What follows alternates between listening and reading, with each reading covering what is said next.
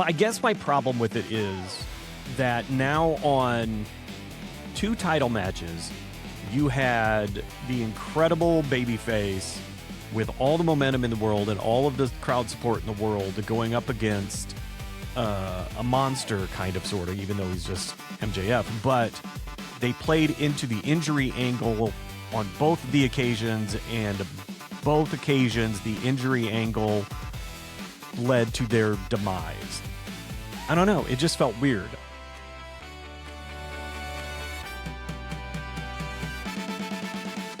I once again challenge us to get through a pay-per-view in an hour or less. I think we can do it. I think we can. We did it last time. We did pretty good last time. So here we go. Yep. I think the best way to achieve that is we're skipping 0 Hour. The big thing from 0 Hour was Camille came back, which I did not expect. I thought she was done with the company. But so she came back, and that's really it. That's really it all there been is so to talk long about. that when she attacked Willow, I was like, is that Camille? It surprised me. That's for sure. It surprised me, but whatever. The only other thing to say about 0 Hour is 3 of the 4 matches were women. Mm-hmm. And I thought every single match on that card was really good. Yeah, it was a very good hour. Definitely a very good hour. Okay, so then speaking of very good, we opened the show with the Bucks versus Okada and Takeshita, and wow. Holy cats. Just before we even start, I think Matt and Nick Jackson are possibly in the best shapes of their lives right now. I agree. Yeah. Amazing. I was thinking the same thing. I was like, man, I knew they had slimmed down, but Nick, I thought especially, I was like, man, he really has been dialing it in, I thought Matt looked bigger and yet trimmer than ever. I'm just impressed as hell with those two. They look great. Yep, I agree. I think they look great physically. I think that this is some of the best work they've done in a long time, which is not to discount or discredit any of the work they've been doing. I just think they're that good right now. Oh, I think they found. I think they found another gear. I don't know what they found, but it's working. Yeah, for sure. Working. Yep. So that was incredible. I wrote down high bar in all caps, and for as good as the match was, I thought Don Callis on commentary might have been better. That's how good he was. That guy's so good. But I think the highlight outside of the technical wrestling was Okada mocking the Bucks by putting on their gear on the outside and then going for the tag and then giving the finger. Yes, I saw. So brilliant. I was so happy. I already saw a meme online that was Okada Jackson, the third young buck or something like that. And I was like, that was good. It was good. That was very good. So hot start to the show. And then from there, we roll into Jericho and Ricochet, which was, if I'm being honest, better than I thought it was going to be. Not that I thought it would be bad, but I'm going to say the same thing that I said about Ospreay when he came back. When you've been gone for as long as Jericho had been gone, I don't know what you're going to look like. Ring rust is real. I don't know what you're going to look like in that situation. And he looked really good. He did. I mean, he pulled off the lion salt and he was moving well. I thought that was a really, really good match. I was a little surprised that he didn't come away with the win. I was too. But I just wrote down another solid match. And that Ricochet winning with the lion salt was kind of the nice little insult cherry on top. What I find interesting about it is he's kind of playing the greatest hits, Jericho is, right? Like we got the list, and then I don't remember if he had been doing it in AEW, but hadn't it been a while since he had done the arms out, back to the camera intro? Yes. Because he did that tonight, So he's kind of playing the greatest hits, which I find interesting since all the reports where he didn't go back to WWE because they said, well, you can come do a retirement tour, but that's it. And he's not ready to hang it up. So interesting that you're playing the greatest hits, which is typically what you do at the end of your career, but whatever. Also interesting that he's just going by Jericho now. I talked about that last week, or on Wednesday, I should say.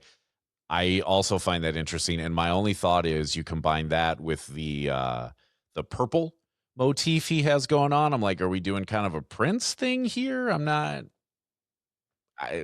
sure, but whatever. I also thought it was interesting. We got a lot of Y2J chants tonight. I thought that was interesting too. Yeah, haven't heard those in a long time. And then there it was. No. Yeah. Either Vancouver is stuck in the early 2000s or I don't know.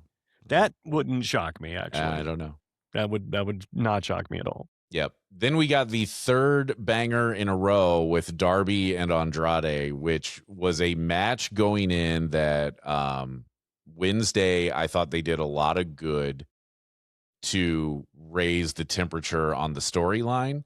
But going into it, I was just like, I mean, it'll be good, but I'm not looking at it as a match of the night candidate. And no, it is. It is definitely a candidate. Holy crap, they were good. It was so much. I agree with you. It's not that I didn't think it was going to be bad, but it was so much better somehow than I anticipated. And it finally reminded me, like, okay, Darby knows how to put on a show, and it's not just, I mean, yes, he threw his body around because holy balls, the drop kick on the stairs. Yeah. What were you thinking, son? What were you thinking? The usual with him. Oh my God. Yeah. That the boy just has no interest in being able to walk. Well, it's like you said, DDP is going to have to fix him. Like DDP needs to just pencil him in now. Yeah. But just move him in tomorrow because exactly. he's going to be living there for a while. Yeah. But I thought great match. The suplex to the outside, my God. Yeah. I thought it was a really, really good match. My one note on it is if we're going to keep doing the spot where Andrade takes his pants off, which I'm on board with, let's do the tearaways. Please, yes. Please, yes. By the way, when he did that, I called it the package moonsault double because I like that. It always seems that he does that double moonsault thing after he takes his pants off, and he's always showing. Always showing. Yeah, I kind of like them leaning into the sex symbol sort of thing with him, though. Yeah. I think that's kind of fun. It's 100%. An interesting wrinkle for him. So that's 3 bangers in a row. Yes. And then you get Cage and Cope and FTR. Yeah, which was also really, really good. I wrote, I like FTR's jackets. I liked those that they wore to the ring. If they made them available for sale, I would probably not buy them because it would be too expensive. But I would think about it. Yes. I really thought they were going to switch the belts here. So that surprised me. I thought that that Cage and Cope were going to walk away with it, and I was really shocked that they didn't. But again, hell of a match. They just tore the house down. I mean, Christian throwing Stoke in to break up the count may have been my highlight of that match because it was so fun. Yeah. It's just, it was really good. It was really good. Christian continues to be incredible. He's doing such great work this whole time in AEW. Really good match. I am curious where we go next because I feel like FTR pulling some of the Young Bucks moves would suggest they're going back to FTR and the Bucks, but I don't know. I mean, if you do, I don't think you should do it so soon, but I agree. I don't know what you're going to do next. Yeah, you really don't have anybody else lined up unless you want to throw the Hurt Syndicate at them since they're back, but which you should.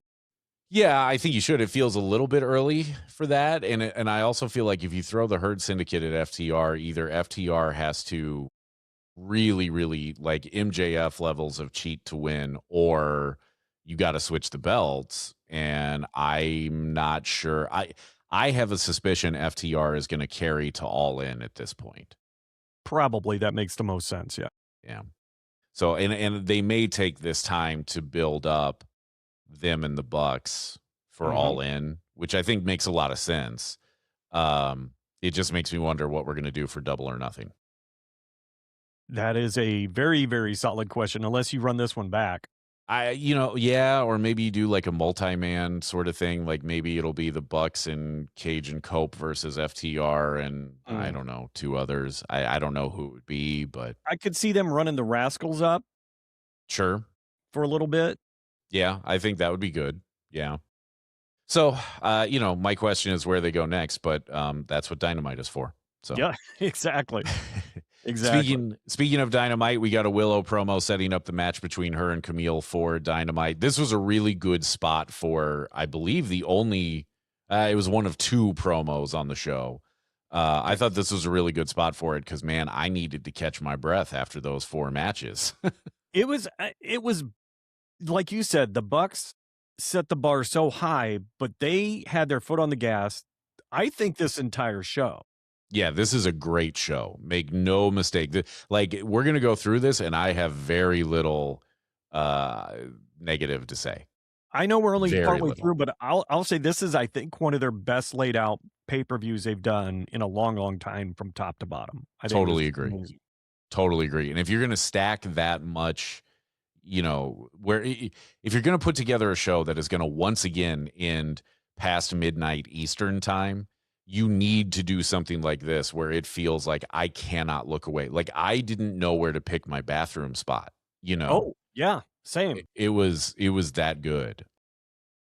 So from the Willow promo, we go into the Casino Gauntlet match, which was, look, it's fine. These Gauntlet matches, I think, are fun. I do think, I'm going to say it again, I do think that they need to have one of these end when somebody is making their way to the ring. Yep. It's either got to end with somebody on the ramp or there has to be somebody that we know is in the match that does not get in because the match ended early. I think you really got to do that to really make those stakes real. Especially because leading up to this, they actually talked about how you could win, you could not even get in and still lose the match. And since you've already said it, we talked about it last time. I think they do need to do this. But I will say that this match just shows how deep their roster is, because any one of the 10 people in there, I would have believed could definitely have won and carried that belt at least for a decent amount of time. Yeah, I agree. I'm with you on that. My only other thoughts on this one were Trunks, not a good look for Yuta. Didn't like that. I thought he looked like a generic creator wrestler from a video game in the Trunks. Not a great look for him. I continue to pick on him. I actually wrote down anyone could have won that. Well, except Yuta. But I will say this. I had the thought when he first came in, I went, well, he's not winning. And then I had the thought of, if you wanted to really epically troll the crowd, that's what you do. You put it on him and you have him just be so arrogant, talking about he's the greatest wrestler. Like he should immediately on Wednesday be going, if he had won, be going, I'm the greatest TNT champion ever. Like you could have done some like nuclear heat there, but without a doubt. But as you and I texted, I do think putting it on Kevin Knight was probably the correct call. Here's my thought process on that. While I think you needed is not the right word. While I think there was a really strong case for both Ciampa, since they even called out how short his reign was. Yep.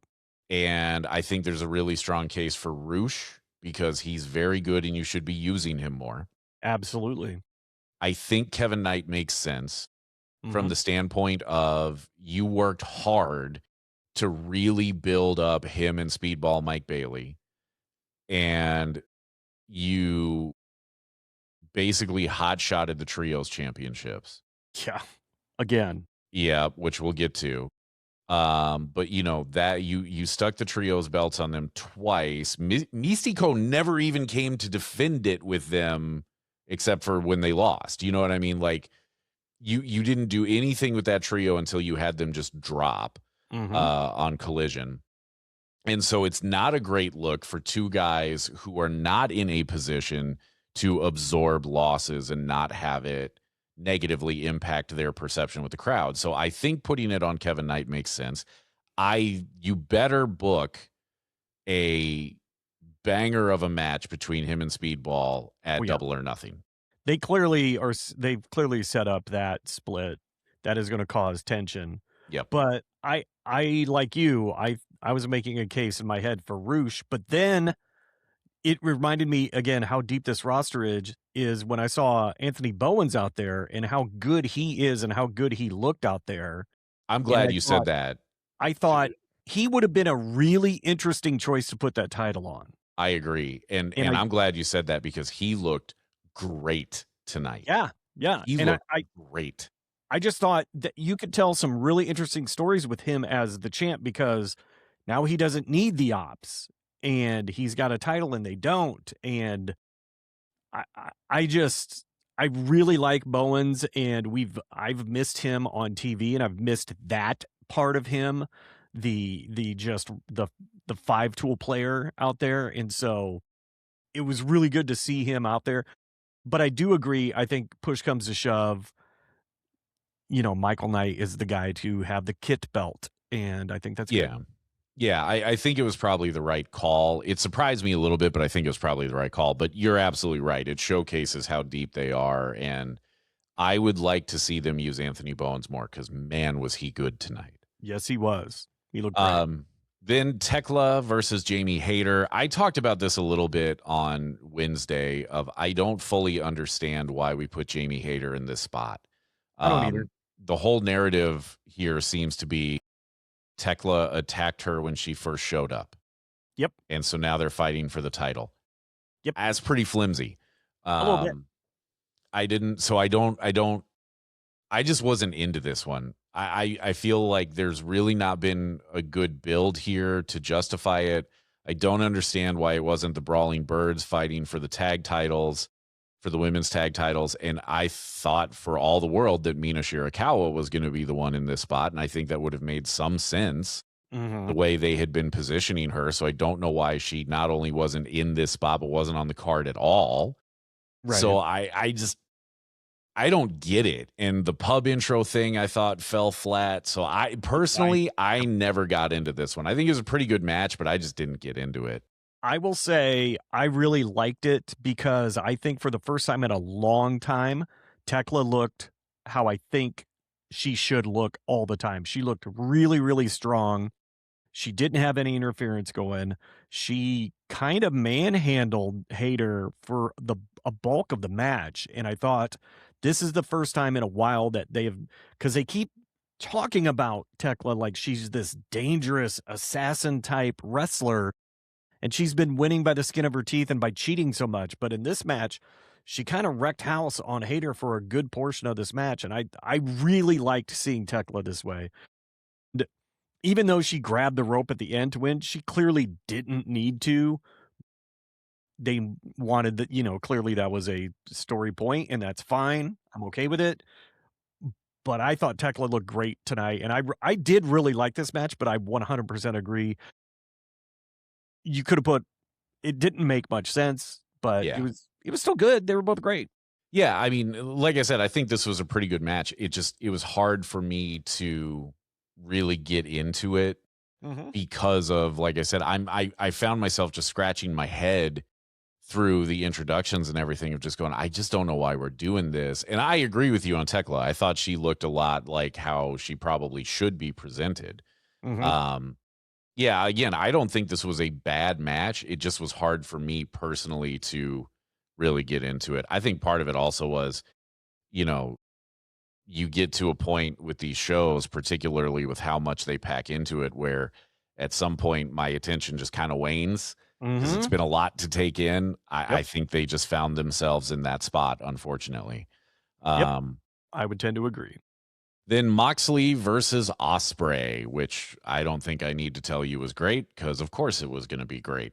It was fantastic. I really liked it, but I really want to hear your take on the end, on the outcome. Okay.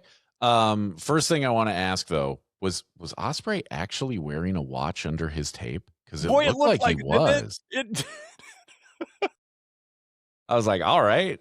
I guess he really wants to make sure that, he gets his credit for his move goal with his Apple Watch or whatever, but okay. Something, yeah. But it did look like he had taped over a watch. It did look like there was a watch under that tape. So, yeah. So to your question, what do I think about the finish? I don't hate it. Okay. I was a little bit surprised. I'll be honest. Yeah. I was a little surprised. I thought Ospreay was going to win here. Yep, I did. I think Ospreay, however, is in a position where he can absorb a loss like this, and it's not going to hurt his standing with the fans, right? We know who he is. We know this guy has world champion tattooed somewhere on him. Like this guy is going to the top at some point. My thought on this was, I think you can run this back at Double or Nothing. And what I think you could do is, I had this thought, and then I can't remember if Excalibur said it or if Brian said it, but one of them said it's not about the title. And I had that thought. Right. The title was so utterly secondary to this story, which is not a bad thing. Right. I don't think you have to run it back for the Continental Championship. I think that Ospreay can keep doing some of the stuff that he's been doing. Maybe you find a different angle on it. Maybe it's more of a battle of words than them throwing hands as much as they were. But I think you could do one of two things. I think you could either run this back at Double or Nothing without the title on the line, and maybe it's a stipulation of like, maybe you put him in a cage. Okay. Or, I don't particularly want to see like another Texas death or something, but some sort of stipulation, right, where it's very obvious that these two are just going to beat the tar out of each other. Right. Maybe you take the time limit off. Maybe. Yeah. Well, I mean, if you remove the belt from the picture, that can go away anyway, right? So I think you can run this back at Double or Nothing. I think you could add a stip to it, and it would be pretty interesting. And I think people would be into that, right? I think the other thing you could do is, again, a multi-person match where you could have the Death Riders and United Empire throw down at Double or Nothing, which I do think you're going to see more of United Empire, not just because Tony Khan said it in the press conference before Dynasty, but also Forbidden Door is, I think, going to be in June. So they will start laying some seeds on that, right? And I think United Empire is going to be part of that. I would like to see more of that anyway. I think I would too. Those two factions going at it would be great. Yeah, so you could do something like that. So I don't hate the finish. I think it leaves you open to bringing this back in, continuing this feud in some form or another, which I hope they do. I'll be a little bummed if on Wednesday they just immediately pivot them away from each other. But I don't think that's going to happen. What did you think, though? I thought this was a great match. Yes. And I think my disappointment in the finish is I wrote down, I honestly think I'm over Mox for the time being. And I think I need him to be gone for a while. And I'm kind of tired of him being painted like Superman and nothing really has any lasting effect on him ever. And because like, as you know, like if nothing affects you, then you're boring. And that act for me personally is starting to wear thin. It's like, I do appreciate what he's doing. I think he looks great. I think his performance in the ring is fine.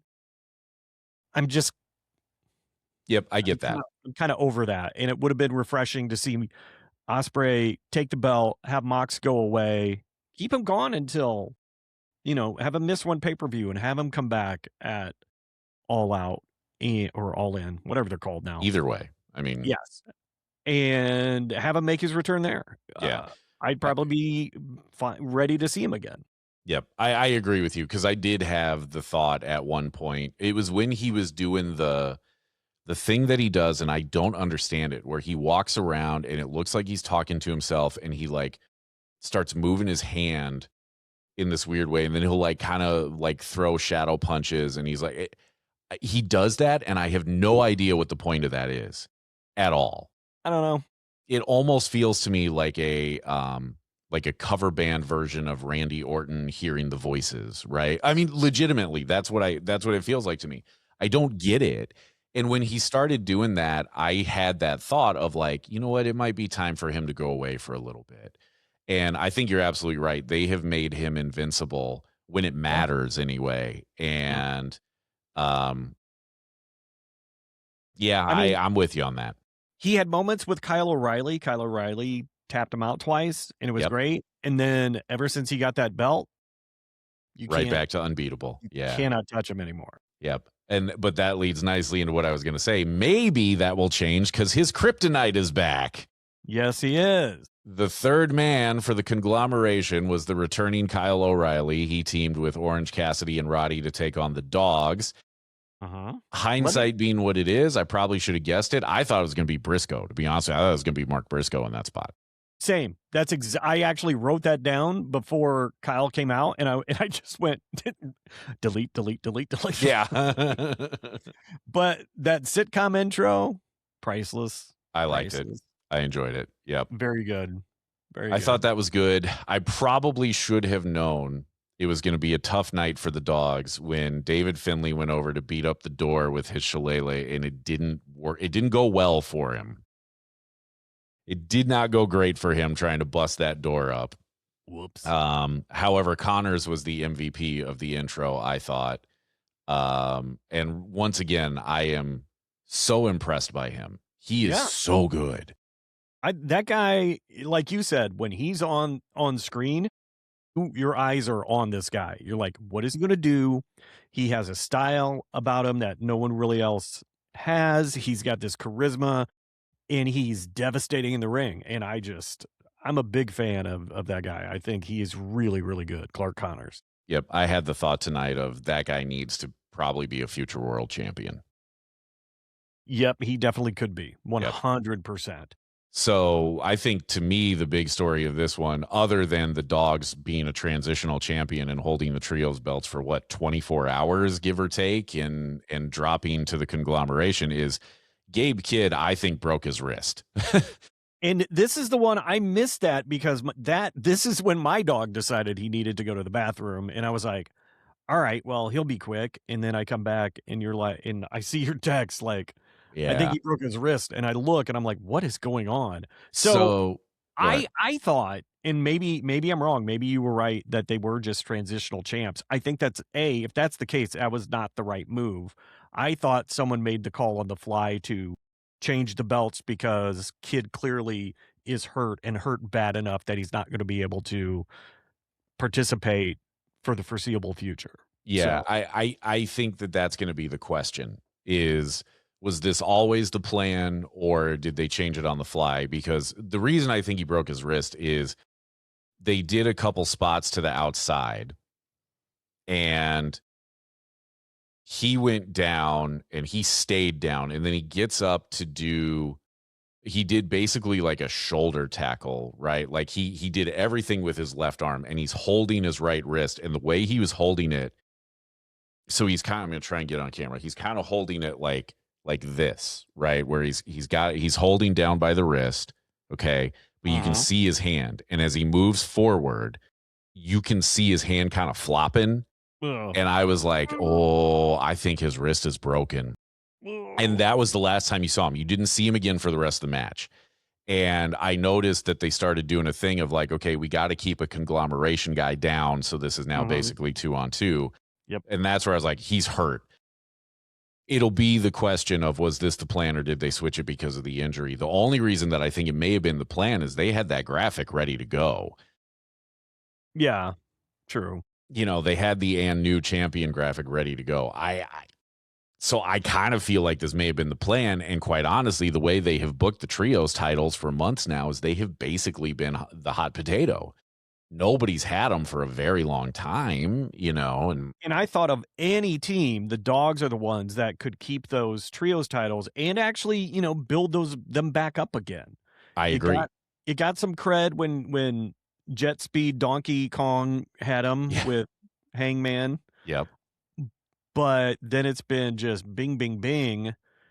And with the dogs, I thought, oh, okay, they found their team. They found their devastating team. They're going to keep them on these guys, and this is how they're going to work these guys in a lot. And then Kid breaks his face or his wrist or whatever, and now the belts are gone. So Yeah, and again, that might be what happened. I don't know. I mean, it's possible that their graphics department got that put together because it happened early enough in the match. It is possible they got it put together that quick, but right. I don't know. And maybe we'll find out tomorrow in the dirt sheets. I don't know, but it's I here's what I want them to do. I want them to leave the trios titles on the conglomeration for a decent amount of time and have them be on TV. Make it matter. Yes. Like the history here has been that Orange Cassidy is a fighting champion. Let's do that and make these matter. Mm-hmm. Otherwise, get rid of them. Kind of, yeah, because they seem to have only pulled them out when, I don't know, they had nothing else to do and they needed a title on the line. It is the definition of wrestling championship that is a prop, 100%, yeah. And it's like, okay, we want to put a belt on somebody to have them have the gold around their waist. So these are the ones we're going to do. And it doesn't matter. It just doesn't matter at this point. Right. I think you have an opportunity to make them matter again. Gabe Kidd getting hurt doesn't help anything, but you can still do this because you can still throw Bang Bang Gang at them. You could there's enough trios that you can put together to make this matter. I mean, you can probably get 3 teams out of the Don Callis family alone. Easily. And have no crossover in members. Yeah, absolutely. Absolutely you could. And then it was main event time, MJF versus Kenny Omega. Of course it was good. Nobody had any doubt there. Of course it was good. I wrote down that outfit for MJF is hilarious and bonkers. It is, as I texted you. They gonna get some emails about his robe, I think. But I definitely think they are. 100%. So. I was actually a little surprised by that, but I was too, that he went that far into the iconography, but yeah, he went hard in the paint on that one. But that's what he does. Yes, he does. That's what he does. I thought this was an amazingly good match. Once again, it highlights that Kenny is feeling better. He is performing at a level he hasn't performed at in a while. And again, I think Bryan Danielson talked about it on commentary, how it's easy to overlook how good MJF is as a wrestler. But I think this, even though, yes, he has some chicanery involved, but he can hold his own with Kenny Omega, and that's saying something. Yep, I agree. I mean, look, pun very much intended. You got to give the devil his due. He's great. He just is. And I don't know that MJF is ever going to, I guess maybe it depends on your definition of a 5-star match. I don't know that he's going to give you a 5-star match. I don't know that he's going to give them to you consistently the way that Kenny Omega has a history of doing. But don't tell me this guy can't wrestle. Don't tell me this guy isn't good, because he is. Absolutely. My question coming out of this is simply, what's next for Kenny? Same. Because I don't know what you do with him now. But I guess my problem with it is that now on 2 title matches, you had the incredible babyface with all the momentum in the world and all of the crowd support in the world going up against a monster kind of, sort of, even though he's just MJF. But they played into the injury angle on both of the occasions, and both occasions, the injury angle led to their demise, even though there was more cheating involved with MJF. And so now you have this broken, fan favorite who did not complete his task. And so you've done that twice on the same card. And I know it's nitpicking, but that's my biggest critique of this is, okay, we didn't get Ospreay getting the title and going over Moxley. I get it. But then to kind of turn around and do the almost, in a different flavor, but the exact same story with Omega felt, I don't know, it just felt weird. I mean, so I don't know. The thing that felt weird to me about this match is I know they were, like you said, trying to play into the diverticulitis story. Yep. And there were some times where I thought Kenny, and I'm sure that they did this on purpose, where I'm like, man, Kenny looks gassed, which doesn't happen. No. And there were a couple times where, and Danielson talked about it, where Kenny had some lazy covers and some lazy kickouts, which doesn't happen. Right.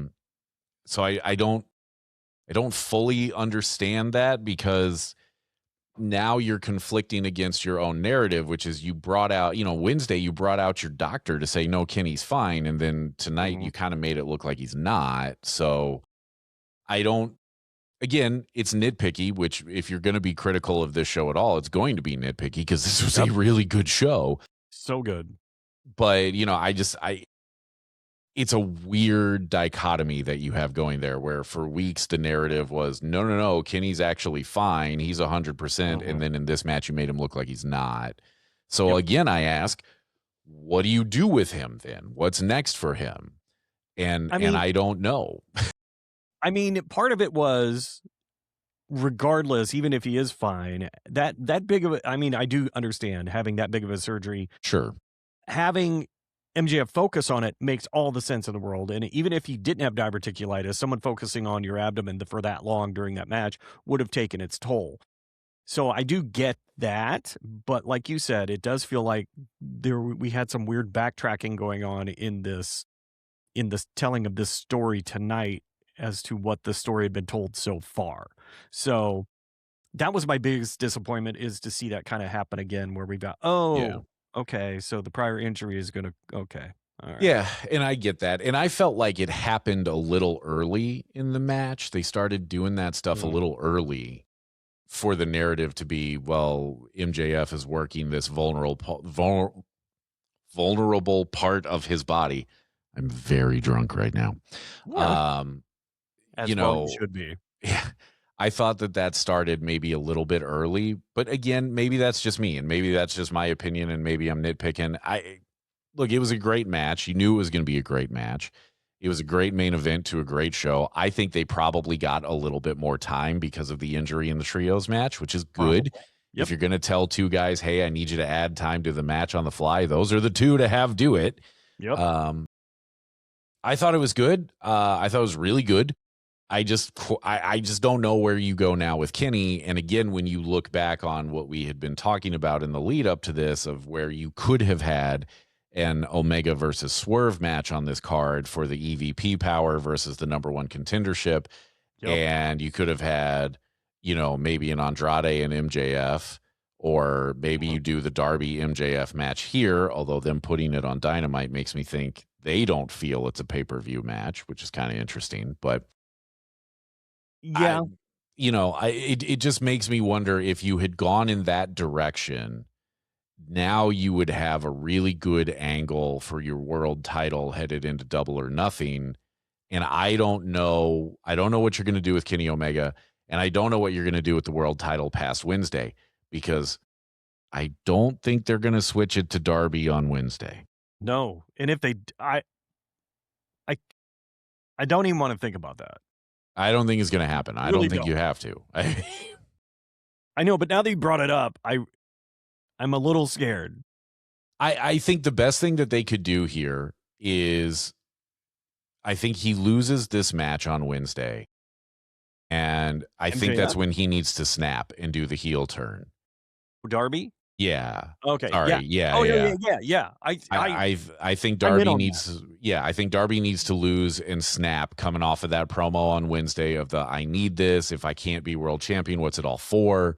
I think he's got to lose to Max, and I think he's got to snap and create heel Darby. You could even have him snap in the match and do the turn in the match. Yeah. I think MJF still has to win, but I think the heel turn has to happen. And I think that if you do that either in or immediately after this match on Wednesday, then I have no problem with you putting this match on Dynamite. I have no issue with it whatsoever. And you have taken this thing, right, this narrative that you had of winner of Andrade and Darby gets the title shot. You paid that off, so you don't have people like us going, what happened to that? And now you've done something very interesting with Darby at a time that I think he badly needs it, right? Yep. Here's what I would like to see with that scenario, because you've got me thinking now. If they do that, and if he snaps, whether it's in the match or right after the match, what I would love to see is have him snap, and anytime someone is announced to challenge for the title, Darby tries to put them out of commission. Like, Yeah, he I think just that'd be attacks great. them and just starts wrecking house on people, attack them backstage, hit, he's already shown that he is not opposed to kidnapping someone and trying to kill them by rolling his car over. Mhm. So Setting someone on imagine fire, yeah. imagine what he will do when he's upset. So that's an angle I would really appreciate. I would love to see that. I think that'd be Yeah. amazing. So if yeah. that's if even some type of flavor of that goes down, then yes, you're right. That pays off this whole weird I need the title thing out of nowhere. And now we have something interesting to talk about. So. Yeah. And I think it could create a semi-interesting build between him and MJF to a rematch at Double or Nothing, with, MJF basically going, all right, Darb, cool. You want to do it again? Let's do it again in New York. You have no chance, but let's do it. And with MJF not being a face, but basically being like, I'm proud of you. Look at you. You finally figured it out, like not making them jump through hoops for once and going, you know what? You finally got it. Good on you. Here's your title shot. Here's your reward. I think that could be kind of interesting. Yeah, I think that could be fun. So we'll see what happens on Wednesday. But if it's just a straight up match and Darby loses it, and we just get sad Darby after that, I'm not going to tell you that that's the worst thing, but it's not. I'm not looking forward to that. I think there's a better way, but I don't know. We'll see. But the question then would be, I think either way, the question is then, okay, but then what's next for the World Championship between Wednesday and Double or Nothing? Yeah. I don't know. I don't either. I don't know. So again, if you had booked it the way we talked about, you would have that in place. Because you could have the winner, of the Omega Swerve match that didn't happen tonight going, great, get your title shot, kid, to Darby, but whoever wins, you get me a Double or Nothing, and either way, you're going to have a bad time, so. Well, alas. So we'll see where they go from here. But overall, this was a tremendous show tonight. Their pay-per-views are always great. I thought this was top to bottom again. Yes, we nitpicked that last match. Yes, yeah. I've been nitpicking a little bit but I think overall every single match on this card, including the women's championship match, which didn't make sense in the setup, I thought was really, really, really good. I think this is one of the best pay-per-views they put on in a long time. And that's saying something, because I think their pay-per-views are always good. I mean, yeah. And like I said, the only two real downsides is the build to the women's match and then Gabe Kidd getting hurt. Yeah. So, the other downside I would say is the length. They've got yes. They got to shorten this. Like, you can't have this going past midnight Eastern time on a Sunday night. No. If you're going to do them long like that, please get me on a Saturday. Come on, kids. Yeah. You want to do the long pay-per-views, and you do it Saturday night, because then I got Sunday to sleep in. Thank you. When we got to work the day after, you can't keep doing that. Yes. And as I think Tony should know by now, it's about us. Well, but here's the thing. Like, yes, it is, but it's not just about us, because don't leave me hanging on that one. Come on. I know, but I'm going to hit you with actual logic, because I think I said this after the last pay-per-view. If you consistently have it end after midnight on the East Coast, people are going to stop buying it. Yeah. It's going to hurt your buy rate, because people are going to go, I'm not going to stay up when I have to work on Monday. Yep. There are people in New York City that either bailed out of this before the end of the main event and are going to try and finish it tomorrow or whatever, or they didn't buy it because they were like, dude, I got to go to work and I know you're going to go past midnight. Like, it's not a good pattern to have when you've got multiple time zones to consider, and I will think say, even I, in the middle of the main event, I was getting tired of watching wrestling. Even though this match was fire and I loved it, I was still like, ugh. Yeah, God. it's hard, and it's hard on the live crowd because I've been there for these. Yeah. It's hard, man. Like, this is why Mania went to 2 nights, because they were stacking all these matches and we kept going, you can't, it's too much. So you're not going to do 2-night pay-per-views for all of them. So either do it Saturday night, which I don't know why he quit doing it that way. They were on Saturdays. Yeah, I don't know. Or it was on a Sunday where the Monday was a holiday, right? Like it was the Sunday before Memorial Day or whatever. And we're not even talking about the hour beforehand, which was 0 hour. Right. So you've either got to cut the wrestling. Yeah, you've either got to cut the number of matches down, give them less time, which would not be great, you know, or like I think you just got to cut the number of matches down. Like I'm going to go back through my notes here. You know, look, I get putting a returning Jericho on the pay-per-view. Did Jericho versus Ricochet have to be on it tonight, or could that have been on Dynamite? Could have been on Dynamite. I would almost say same thing with Darby and Andrade. I think there's an argument there. You could have done the Casino Gauntlet match on Dynamite. The only reason I would put that on because a title was on the line. I agree. Like even if you just kept the title matches, that's 4 title matches. Mm-hmm. You know, and I think you could have potentially put.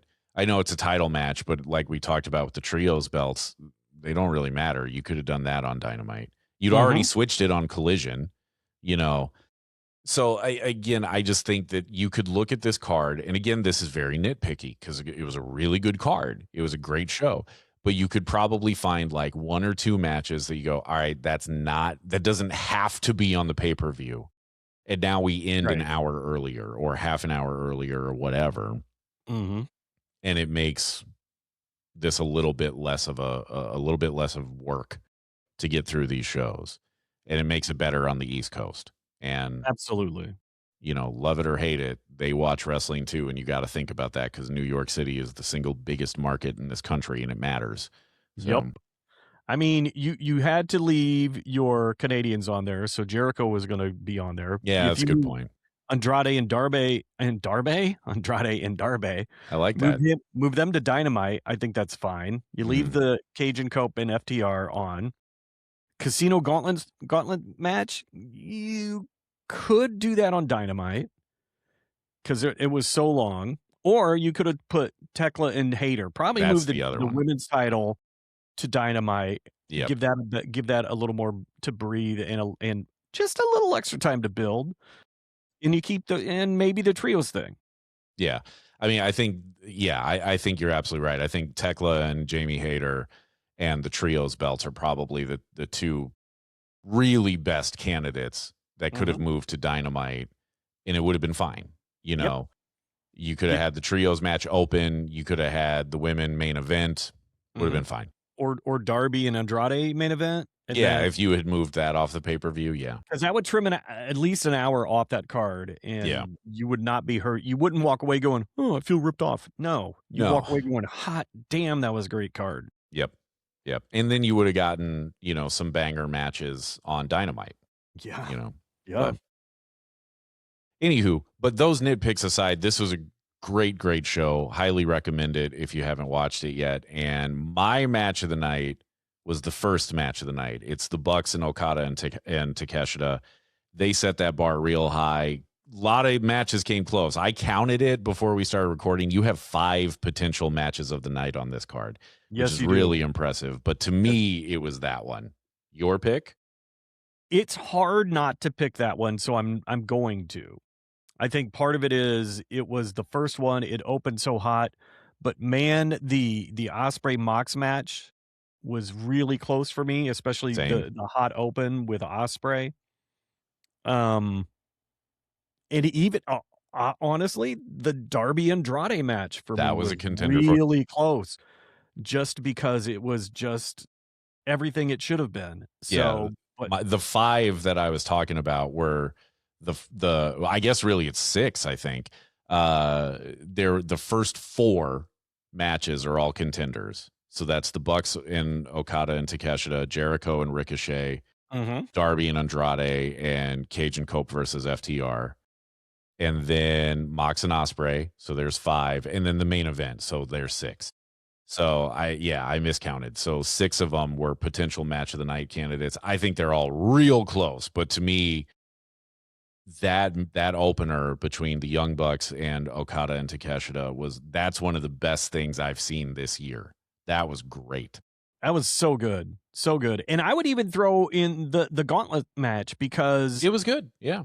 It was so good and everybody looked great. There was, and again, it just highlights the depth of that roster and how good everyone is on that bench there. And so, but man, when it opened like that, and they gave them 30 minutes, and they used every single second of those 30 minutes, and I didn't feel any of it was wasted. No, so good. It didn't feel like 30 minutes to me.